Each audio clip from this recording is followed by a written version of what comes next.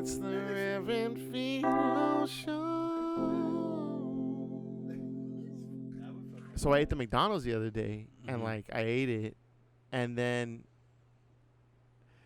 I started to feel kind of bad. But then I think I've told you this before. I've developed this irrational fear that someone's gonna dose me with like LSD or like and weed. You're just gonna get surprisingly. And like I'm gonna be like unwillingly. Mind you, I've done those drugs, but like there's a reason why I don't do them anymore, you know? Yeah. So I have this weird, especially now with like the way weed, more laxed with weed, and like it's legal in Cali now, and I feel like people are a lot more loose about it, right? So I get like this weird, like someone's gonna give me something that has weed in it and not tell me because they're like, "Oh, Chris Don smokes weed. You know, what's the big deal?" That did happen to me once a while back. But I remember you told that story on the podcast. Yeah, with the cake and the cake, and luckily it was a low dosage. But so I have this fear that like I honestly can't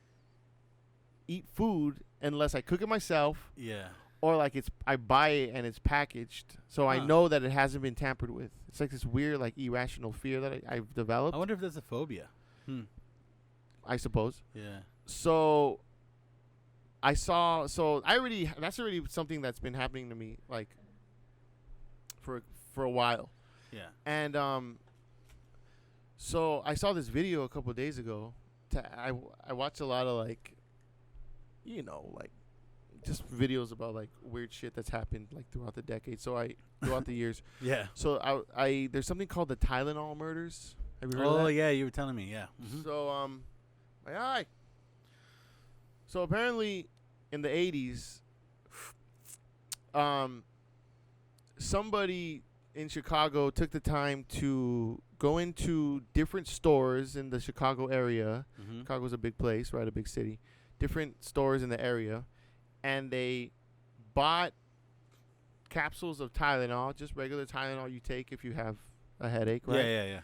And they, I don't know how many bottles, but they took the time to inject the capsules with cyanide. Cyanide poisoning.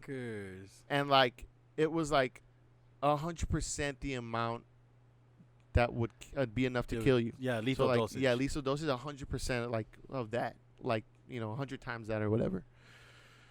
That's so, and then he goes, or I don't know if they never figured out who did it, so it could have been a girl, but so then this person went back and then put the stuff back in these different locations, and then people bought the Tylenol, took it, and like 7 people died, right? In like a matter of days. And they did an investigation, and then they were like, oh, there's something in the Tylenol. They figured out that everyone was taking Tylenol, so they had to recall a bunch of Tylenol and this whole thing. Luckily, only 7 people died. You know what I'm saying? Because, you know, and that they recalled all this Tylenol, and then they chemical checked everything and found like a certain amount of bottles with the cyanide poisoning. So luckily, only 7 people died. Unfortunately, of those 7 people, 3 of those people were 3 people from the same household, and they all died within 24 hours. They all took the Tylenol, and they all died. Damn. So, like, you know, imagine, you know, that's a fucking tragedy. You know, 3 people in your household dead in 24 hours, you know, through a fucking essentially being murdered. That kind of makes me feel weird now about getting fucking. Wow. So as you know, cyanide has. Smells like almonds, or something like that. Like, I didn't so know cyanide. Yeah, I didn't know that either until I saw the video. Yeah. So cyanide, it has like so if you ever smell almonds and there's no almonds around, you know, get worried.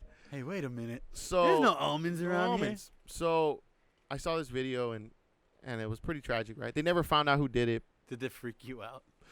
Not at the moment. Yeah. I just saw it and it was interesting, and that's actually why this was the sole reason now that certain that I think I don't know if certain products or all products have seal breaks.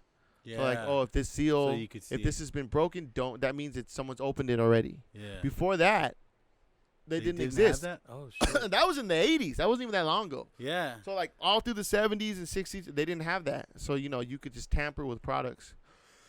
Damn. So anyways, fast forward the next day, right? Yeah. I'm eating my McDonald's. I scarf down my Big Mac, fries. I eat my 10-piece. Scarf it down. I went ham. So, and I'm drinking my tea, right? I get unsweetened iced tea because I'm trying to still keep my calorie count relatively low. Cause, even though I had a Big Mac meal and a 10-piece. Yeah. You make sure you get that fucking unsweetened tea. Right. Well, So I'm drinking my tea, right? And I knock it back, and I convince myself that I can taste almonds. Oh my god! And I start thinking, like, how do I know that some fucking disgruntled employee decides that I'm just gonna dose fuck this this shit? guy who ordered the Big Mac and the fucking And chicken nuggets.